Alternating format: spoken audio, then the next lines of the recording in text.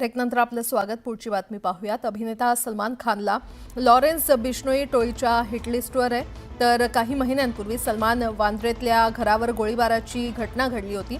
सलमानला असलेल्या या धोक्याच्या पार्श्वभूमीवर आता सलमानच्या घराला बुलेट प्रूफची सुरक्षा करण्यात आली आहे। लॉरेन्स बिश्नोईच्या धमक्यांमुळे अभिनेता सलमान खाननं आपल्या घराच्या रचनेत मोठे बदल केले आहेत। सलमानचं मुंबईतलं घर आता बुलेट प्रूफ बनलंय। सलमाननं त्याच्या गॅलेक्सी अपार्टमेंटमधल्या बाल्कनीत बुलेट प्रूफ काच बसवली आहे। गेले काही दिवस सलमानच्या घरी याचं काम सुरू होतं। सलमान खानच्या घरावर गोळीबार झाल्यानंतर त्याच्या सुरक्षेत सुद्धा वाढ करण्यात आली आहे। सलमाननं त्याच्या सुरक्षेसाठी खास बुलेट प्रूफ कार तयार करून घेतली आहे। फक्त बुलेट प्रूफ काचच नाही तर सलमानच्या घराच्या परिसरात हाय रेझोल्युशन सीसीटीव्ही कॅमेरे सुद्धा लावण्यात आले आहेत। तर सलमानच्या घरासमोरच पोलीस चौकी सुद्धा उभारण्यात आली आहे। सलमानचे निकटवर्तीय बाबा सिद्दीकी यांच्या हत्येनंतर सलमानच्या सुरक्षेत विशेष खबरदारी घेतली जाते। सलमान खान दरवर्षी आपल्या घराच्या बाल्कनीतून चाहत्यांना ईदच्या शुभेच्छा देतो, पण यावेळेला तो या बुलेट प्रूफ काचेच्या मागूनच चाहत्यांचे आभार मानणार आहे। ही पहिलीच वेळ असेल जेव्हा भाईजान बुलेट प्रूफ काचेच्या आडून चाहत्यांना ईदच्या शुभेच्छा देईल। माणसाच्या आयुष्यात मृत्यू हे अंतिम सत्य आहे। हा मृत्यू कधी कोणाला कसा गाठेल कुणी सांगू शकत नाही। रायगडमध्ये अशीच एक धक्कादायक घटना घडली आहे। रायगड जिल्ह्याच्या मुरुडमध्ये नारळ खरेदी करायला गेलेल्या व्यक्तीच्या डोक्यात नारळ पडून त्याचा मृत्यू झालाय। रायगडच्या राजापुरी गावात राहणारे 48 वर्षीय गणेश गीते शिवमंदिरातील अभिषेक पूजेसाठी शहाळं खरेदी करण्याकरता मुरुडच्या समुद्रकिनारी जात होते। बाईकवरून जात असताना झाडावरचा नारळ अचानक त्यांच्या डोक्यात पडला आणि त्यांचा जागीच मृत्यू झाला। या घटनेची दृश्य सीसीटीव्हीत चित्रित झाली आहेत। त्यात जयेश गीते बाईकवरून जाताना दिसतात। अचानक त्यांच्या डोक्यावर नारळ पडतो आणि ते खालती कोसळतात। रस्त्यावरचे नागरिक त्यांच्या मदतीसाठी धावले सुद्धा, पण त्यांचा जागीच मृत्यू झाल्याचं कळलं। मृत जयेश गीते हे राजापुरी कोळीवाडा इथल्या बोटीवर तांडेल होते। त्यांच्या पश्चात आई, पत्नी, एक मुलगी आणि 2 मुलगे असा परिवार आहे। त्यांच्या अशा अचानक जाण्यानं कुटुंबावर दुःखाचा डोंगर कोसळलाय।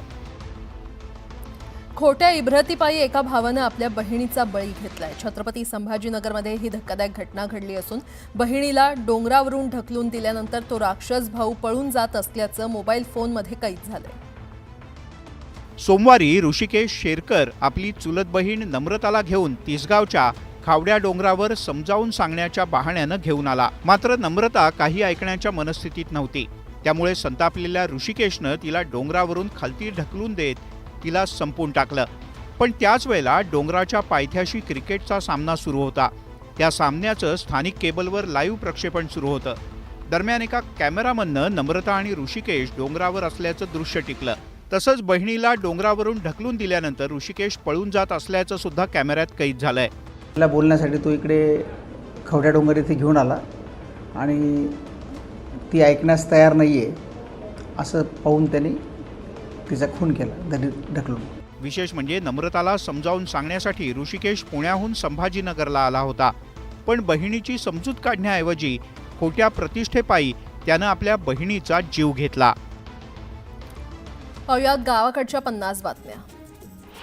उपमुख्यमंत्री अजित पवार आज दिल्ली दौऱ्यावर आहेत। राष्ट्रवादीच्या नेत्यांची ते दिल्लीमध्ये बैठक घेणार असून या बैठकीत दिल्ली विधानसभा निवडणुकीसंदर्भात चर्चा होणार आहे। तर या दौऱ्यादरम्यान अजित पवार भाजपच्या वरिष्ठ नेत्यांची देखील भेट घेण्याची शक्यता आहे। मुंबईत आज आणि उद्या शरद पवार गटाची बैठक पार पडणार आहे। या बैठकीला सर्व आजी माजी आमदार, खासदार तसंच सर्व पदाधिकारी उपस्थित राहणार आहेत। या बैठकीत नव्या प्रदेशाध्यक्षाबाबतही निर्णय होण्याची शक्यता आहे। आगामी महापालिका निवडणुकीसाठी प्रारंभी स्वबळाची चाचपणी करणाऱ्या शिवसेनेनं सावध भूमिका घेऊन शहरातील 40 ते 50 जागांवर लक्ष केंद्रित केलंय। जास्तीत जास्त नगरसेवक निवडून आणण्याच्या दृष्टीनं शहर शिवसेनेचं नियोजन सुरू झालंय। एक देश एक निवडणुकीच्या प्रस्तावाशी संबंधित 2 विधेयकांच्या छाननीसाठी संयुक्त संसदीय समितीची स्थापना करण्यात आली आहे। या समितीची पहिली बैठक आज पार पडणार आहे। माजी IAS प्रशिक्षणार्थी पूजा खेडकरनं सुप्रीम कोर्टात याचिका दाखल केली आहे। दिल्ली हायकोर्टानं पूजा खेडकरचा अटकपूर्व जामिनासाठीचा अर्ज फेटाळलाय। त्यानंतर तिनं अटकपूर्व जामिनासाठी सुप्रीम कोर्टात याचिका दाखल केली। आता पूजाला कोर्ट दिलासा देतं का हे पाहणं महत्त्वाचं आहे। दिवंगत माजी राष्ट्रपती प्रणव मुखर्जी यांच्या स्मारकाबाबत केंद्र सरकारनं मोठा निर्णय घेतलाय। राजधानी दिल्लीतील राष्ट्रीय स्मारक संकुलात म्हणजेच राजघाट संकुलात आता प्रणव मुखर्जी यांचं स्मारक होणार आहे। प्रणव मुखर्जी यांची मुलगी शर्मिष्ठा मुखर्जी यांनी ट्विट करून ही माहिती दिली आहे। देशातील सर्वात मोठी सरकारी बँक एसबीआयला सुप्रीम कोर्टानं झटका दिलाय। सुप्रीम कोर्टानं एका प्रकरणात एसबीआयला फटकारलं असून 94,000 रुपयांचा दंड ठोठावलाय। महानगरपालिका, ग्रामपंचायत किंवा नगर परिषद हद्दीमध्ये नसलेल्या गावांच्या समस्या निवारण करण्यासंदर्भात एक समिती गठीत करण्यात आलेली आहे। महसूल विभागाचे अप्पर मुख्य सचिव यांच्या अध्यक्षतेखाली ही समिती काम करणार असून त्यामध्ये 7 सदस्यांचा समावेश आहे। पदवी आणि पदव्युत्तर पदवी अभ्यासक्रमांच्या प्रवेशासाठी घेतल्या जाणाऱ्या सीईटी परीक्षेचं संभाव्य वेळापत्रक जाहीर करण्यात आलंय। पूर्वी जाहीर केलेल्या संभाव्य वेळापत्रकापेक्षा काही परीक्षांच्या तारखा बदलण्यात आल्या। मुंबई पोलीस भरतीमध्ये 2 पदांसाठीची लेखी परीक्षा एकाच दिवशी होत असून उमेदवारांना दूरची केंद्र आलेली आहेत। शारीरिक चाचणीमध्ये उत्तीर्ण झालेल्या उमेदवारांची लेखी परीक्षा 11 आणि 12 जानेवारी रोजी होणार आहे।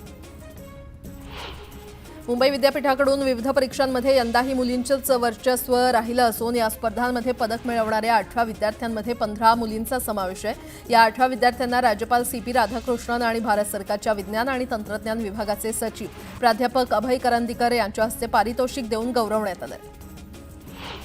MBBSसाठी ॲडमिशन करून देतो असं सांगत 9 विद्यार्थ्यांकडून 45 लाख उकळत त्यांची फसवणूक करण्यात आल्याचा प्रकार साकीनाक्यामध्ये घडलाय। याविरोधात फसवणूक झालेल्या एका विद्यार्थिनीच्या वडिलांनी दिलेल्या तक्रारीवरून साकीनाका पोलिसांनी 2 महिलांसह 4 गुन्हा दाखल केलाय। भारतात प्रथमच सर्व प्रकारच्या शाळांमध्ये शिक्षकांमध्ये महिला शिक्षकांची संख्या वाढून पुरुषांच्या तुलनेत 53.3% इतकी झाली आहे। 2023-24 साठी UDISC प्लसच्या अहवालानुसार देशात शिक्षकांची ही आतापर्यंतची सर्वाधिक आकडेवारी आहे। HMPV या साथीच्या आजाराचे काही रुग्ण भारतात आढळलेले आहेत आणि या पार्श्वभूमीवर सतर्क झालेल्या ठाणे महापालिका प्रशासनानं छत्रपती शिवाजी महाराज रुग्णालयामध्ये विशेष कक्ष तयार केलाय। नागपुरातील गोरेवाडा प्राणी संग्रहालयामध्ये बर्ड फ्लूमुळे 3 वाघ आणि एका बिबट्याचा मृत्यू झाल्यामुळे मुंबई पालिकेचं राणीच्या बागेत वाघ, बिबटे, कोल्ह्यांना देण्यात येणारं चिकनचं खाद्य बंद करण्यात आलेलं आहे। शिवाय मांसाहारी प्राण्यांच्या निवासाच्या ठिकाणी ड्युटी असणाऱ्या कर्मचाऱ्यांसाठी कडक नियमावली तयार करण्यात आली आहे। बारामतीतील भवानीनगर येथील छत्रपती सहकारी साखर कारखाना ऊसाचा पहिला हप्ता जाहीर करण्यात आलेला आहे। प्रतिटन रुपये 2,800 रुपये जाहीर करण्यात आलेला आहे।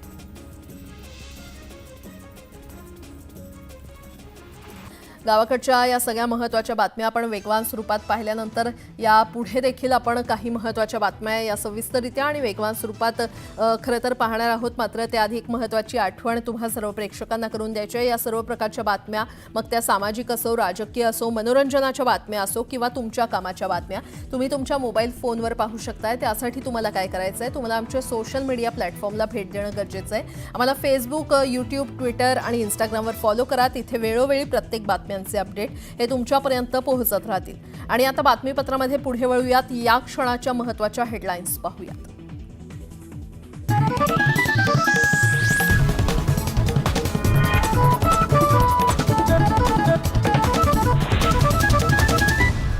आता पाहणार आहोत गावाकडच्या काही महत्त्वाच्या 50 बातम्या वेगवान स्वरूपात। सुरुवात करूया।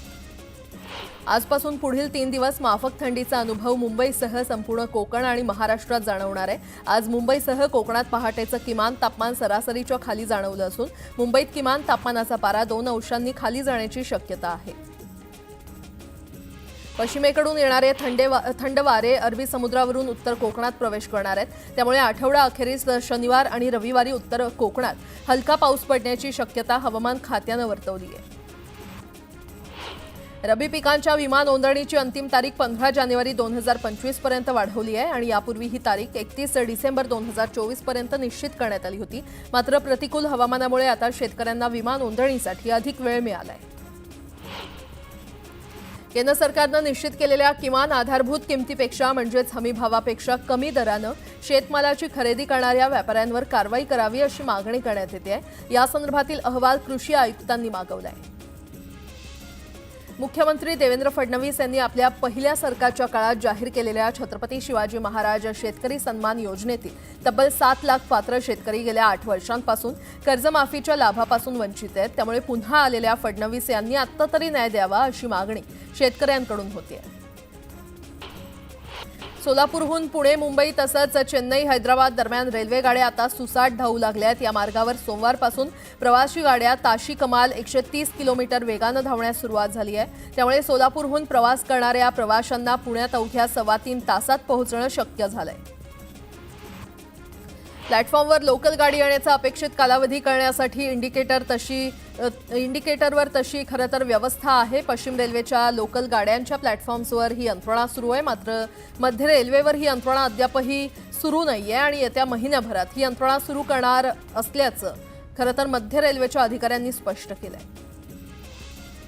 विरार अलिबाग मल्टीमॉडेल कॉरिडॉरचं भूसंपादन मोबदला वाटप महाराष्ट्र राज्य रस्ते विकास महामंडळाकडे निधी नसल्यानं बंद आहे। आतापर्यंत भूसंपादन मोबदल्यापोटी प्रकल्पग्रस्तांना 1600 कोटींचं वाटप केलंय, तर उर्वरित प्रकल्पग्रस्तांना मोबदला देण्यासाठी 7000 कोटींची गरज आहे। निधी नसल्यानं वाटप केले 6 महिन्यांपासून थांबलेलं आहे। मुंबई पश्चिम रेल्वेनं विनातिकीट प्रवास करणाऱ्यांना आवर घालण्यासाठी कडक पावलं उचललेली आहेत। प्रवास श्रेणीनुसार त्यांच्यावर दंड आकारण्यात प्रस्ताव तयार करण्यात आला असून तो मंजुरीसाठी रेल्वे बोर्डाकडे पाठवला जाणार आहे। वाढतं औद्योगिकरण आणि शहरीकरणामुळे मुंबईसह राज्यात कच्च्या तेलाची मागणी वाढते। हिंदुस्तान पेट्रोलियम कॉर्पोरेशन कंपनीनं नवी मुंबई आणि समुद्रातील जवाहर आयलंडवर कच्चं तेल साठवण्यासाठी नवीन टर्मिनल बांधण्याचा निर्णय घेतलाय। या प्रस्तावाला CRZनं मान्यता देऊन प्रस्ताव केंद्रीय वन पर्यावरण मंत्रालयाकडे पाठवलाय। राजधानी दिल्लीमध्ये सोन्याच्या दरात वाढ झालेली आहे। त्याचवेळी सलग 2 दिवसात चांदीच्या दरात 2000 रुपयांची वाढ झाली आहे। त्यामुळे चांदीच्या दरानं 3 आठवड्यांचा उच्चांक गाठलाय। कोविडनंतर विविध कारणांमुळे रखडलेल्या पाम बीच मार्गावरील नेरुळ येथील गोल्फ कोर्सला आता CRZ प्राधिकरणानं 2029 पर्यंतची मुदतवाढ दिलेली आहे आणि त्यामुळे सिडकोसह विकास मेस्त्री कन्स्ट्रक्शनला दिलासा मिळालाय। पनवेलच्या पुरवठा विभागाच्या कारभारामुळे अनेक लाभार्थी रेशनपासून वंचित राहिलेत। रेशन कार्ड काढण्यासाठी 4 महिने खरं तर वेळ गेला, त्यानंतर नाव बदलण्यासाठी 6 हेलपाटे मारा तरीही रेशन कार्ड मिळत नसल्यानं नागरिकांनी संताप व्यक्त केलाय।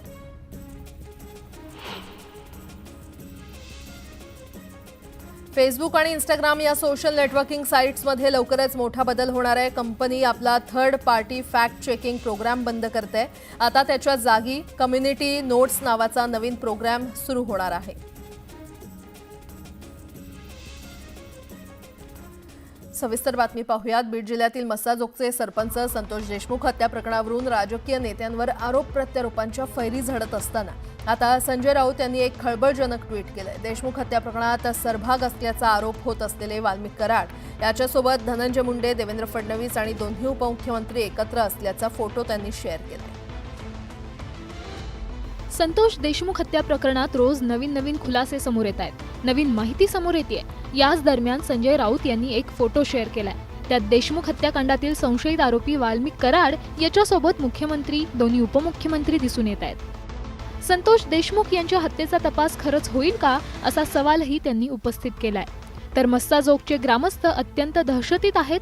ग्रामस्थ म्हणतात, सरकारला जमत नसेल तर सरकारने गावाला लाकडं पाठवून द्यावी, आम्ही सगळे जाळून घेतो।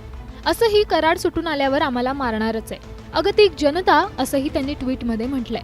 संजय राऊत यांनी शेअर केलेल्या फोटोनं खळबळ माजली असून आता सरकारकडून काय उत्तर येतंय याकडेच सगळ्यांचं लक्ष लागलंय। धनंजय मुंडेंनी सोमवारी उपमुख्यमंत्री अजित पवार यांच्याकडे राजीनामा सोपवल्याची माहिती मिळते, मात्र कोणतेही पुरावे समोर न आल्यानं त्यांचा राजीनामा घेणार नसल्याचं अजित पवार यांनी समोर म्हटलेलं आहे आणि यावरून ठाकरे गटाचे नेते संजय राऊत यांनी अजित पवारांवर निशाणा साधलाय। धनंजय मुंडे यांच्या राजीनामा घेण्यासाठी पुरावे नसल्याची अजित पवार यांची भूमिका समोर आली आहे। यावर संजय राऊत यांनी टीका केली। आम्हाला देखील पुरावे नसताना जेलमध्ये टाकलं होतं, तेव्हा अजित पवार बोलले नाहीत। आता कोणत्या पुराव्यांची गोष्ट अजित पवार करतायत असा प्रश्न राऊत यांनी केला। आम्हाला सगळ्यांना पुराव्याशिवाय तुरुंगात टाकलं होतं त्यांच्या सरकारनं, तेव्हा अजित पवार बोलले नाहीत, यांच्या विरुद्ध पुरावा नाही, कसल्या पुराव्याच्या गोष्टी करतायत? आम्हाला गाडायचं आणि त्यांना पुरावा शोधायचा। अजित पवार हे महाराष्ट्राचे नेते नाहीत, तर ते ॲक्सिडेंटल नेते असल्याची टीका राऊत यांनी केली। केवळ भाजपच्या कृपेमुळे त्यांना ही जागा मिळाल्याचंही राऊत म्हणाले। अजित पवार हे हतबल आहेत, अजित पवार हे नेते नाहीत, अजित पवार हे ॲक्सिडेंटल नेते आहेत. भारतीय जनता पक्षाच्या EVMच्या कृपेनं त्यांना जागा मिळालेल्या आहे, स्वतःच्या कर्तृत्वावर नाही. जोपर्यंत न्यायालय मुंडेंना निर्दोष मुक्त करत नाही तोपर्यंत त्यांना मंत्रिमंडळातून काढलं पाहिजे असं संजय राऊत यांचं म्हणणं आहे.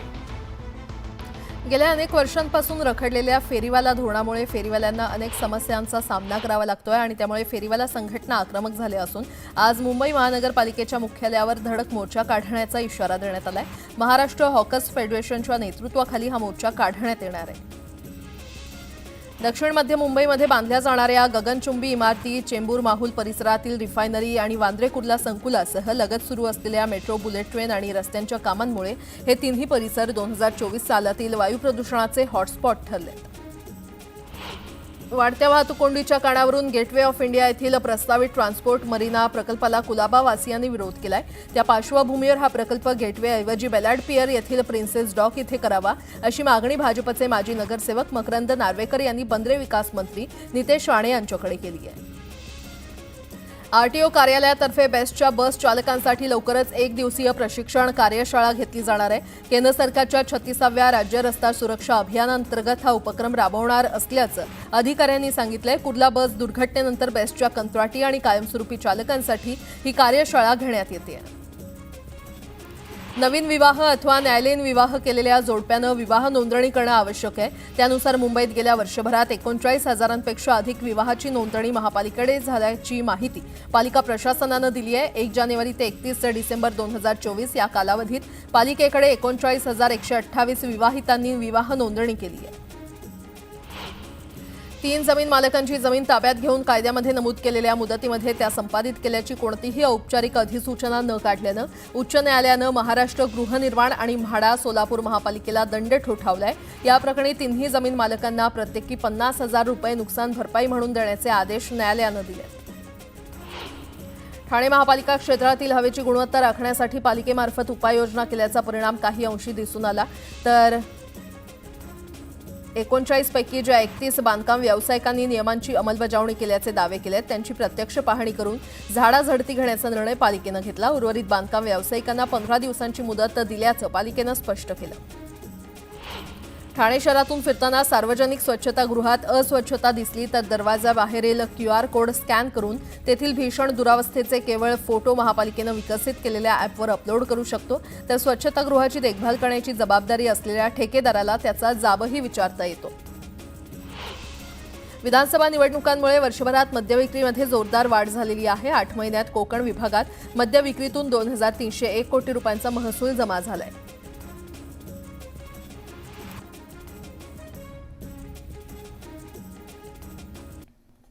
बीडमधील संतोष देशमुख हत्येप्रकरणी पंकजा मुंडे गप्प का असा सवाल सुरेश धस यांनी विचारला होता.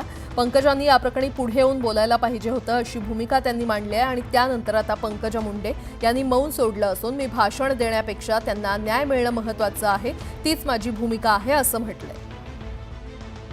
पंकजा मुंडे यांनी माध्यमांच्या समोर येऊन बीड हत्या प्रकरणामध्ये लवकरात लवकर कारवाई व्हावी असं बोलायला हवं होतं असं सुरेश धस यांचं म्हणणं होतं. धस यांच्या या वक्तव्यावर पंकजा मुंडे यांनी भाष्य केलंय. माझ्यापेक्षा जास्त अभ्यास असणाऱ्यांना उत्तर देऊ शकत नाही असा चिमटा त्यांनी काढला. छोटी जी माझी लेवल आहे त्या लेवलच्या विषयांना हाताळते. फार काही माझ्यापेक्षा मोठ्या अभ्यास असणाऱ्या लोकांच्या विषयांवर मी काही उत्तर देऊ शकत नाही. या सगळ्या प्रकरणात कोण आहेत हे मला माहीत नाही, मग मी कुणावर कसा आरोप करू? आरोपींना शिक्षा झाली पाहिजे हे मुख्यमंत्र्यांनी सांगितलंय आणि माझा त्यांच्यावर पूर्ण विश्वास असल्याचंही पंकजा मुंडे म्हणाल्या.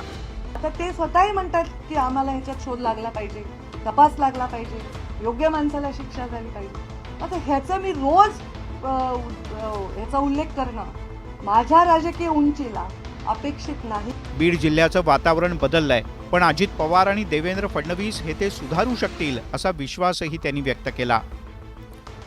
बीडमधील कायदा आणि सुव्यवस्थेचा प्रश्न गेल्या काही दिवसांपासून चर्चेत आहे. अशातच बीडमधील बंदुकीबाजीचे व्हिडिओ समोर आलेले आहेत आणि आता या बंदूकबाजांवर चाप लावण्यास पोलिसांनी सुरुवात केली असून बंदूकबाजी करणाऱ्यांवर पोलिसांनी कारवाईचा बडगा उगारण्यास सुरुवात केली आहे. संतोष देशमुख हत्या प्रकरणानंतर बीडमधील गुन्हेगारी आणि बंदूकबाजीचा मुद्दा समोर आलाय. गुन्हा दाखल असलेल्यांकडेही शस्त्र परवाना दिल्याचा आरोप करत हे परवाने तातडीनं रद्द करण्याची मागणी झाली होती. बीड जिल्ह्यात 1281 शस्त्र परवान्यांच्या बद्दल प्रश्नचिन्ह उपस्थित करण्यात आलं. याची गंभीर दखल घेत बंदूक दाखवून फोटो आणि व्हिडिओ पोस्ट करणाऱ्यांवर कारवाई सुरू करण्यात आली. पिस्तुलासह फोटो आणि व्हिडिओ करणाऱ्या कैलास फड, माणिक फड आणि बाळासाहेब सोनवणे यांचे परवाने तातडीनं रद्द करण्यात आले. तसंच गंभीर गुन्हे दाखल असलेल्या 232 जणांचा शस्त्र परवाना सुद्धा रद्द करण्याचा प्रस्ताव पोलीस प्रशासनानं जिल्हाधिकाऱ्यांना पाठवला होता. या सगळ्यांना नोटिसा देऊन सुनावणी घेण्यात आली. यातील 71 जणांचा परवाना जिल्हाधिकाऱ्यांनी रद्द केलाय, तर उर्वरित परवानाधारकांची पडताळणी सुरू आहे. आतापर्यंत 303 परवाने रद्द करण्यात आले आहेत. त्यामुळे जिल्ह्यात गरज नसतानाही देण्यात आलेल्या शस्त्र परवानाधारकांना जिल्हाधिकाऱ्यांनी दणका दिलाय. बातमीपत्रामध्ये एक छोटासा ब्रेक. पाहत रहा न्यूज 18 लोकमत.